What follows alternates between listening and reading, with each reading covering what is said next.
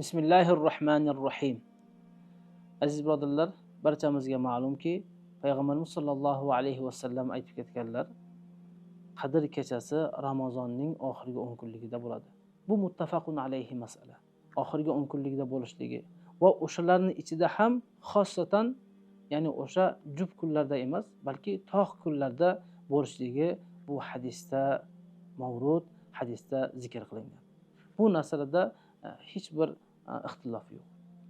Albatta, qaysi kecha bo'lishligi bu Allohga ma'lum. Mashhur bir voqea bor.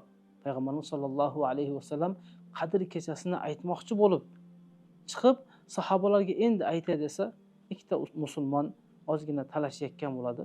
Shuni Payg'ambarimiz sollallohu alayhi vasallam qarab, shu odamlarning sababidan Alloh subhanahu va taolo payg'ambarimizni zehnidan ko'tarib yuboradi. Bu ham Alloh taoloning katta hikmati. Xo'p, qaysi kuni Qadr kechasi?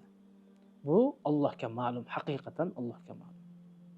Lekin ulamolarimiz ba'zi bir dalillar bilan va ba'zi bir o'zlarining qiyoslari bilan va o'zlarining tajribalari bilan o'sha 27-kecha bo'lsa kerak degan o'zlarining fikrlarini aytib ketadi. Ko'pchilik olimlar, shulardan mashhuri, ma'rufi Hanafiy mazhabini bir katta olimlardan bo'lmish Imom Saraxsiy rahmatullohi alayhi ham o'sha 27-kecha bo'lsa kerak deb o'z fikrlarini bildirib ketgan. Nima bo'lgan taqdirda ham Alloh subhanahu va taolo barchalarimizni Qadr kechasiga yetkazgan bo'lsin.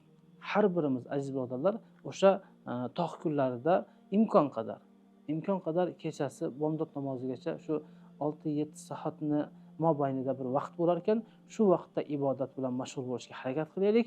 Ramazonni ham tugashiga bir sanoqli 5-6 kun degan bir kunlar qoldi. Juda oz muhlat qoldi. Azizlar, ibodat bilan o'tkazib qolaylik. Ramazondan keyin dam olishga imkoniyat bo'ladi azizlar.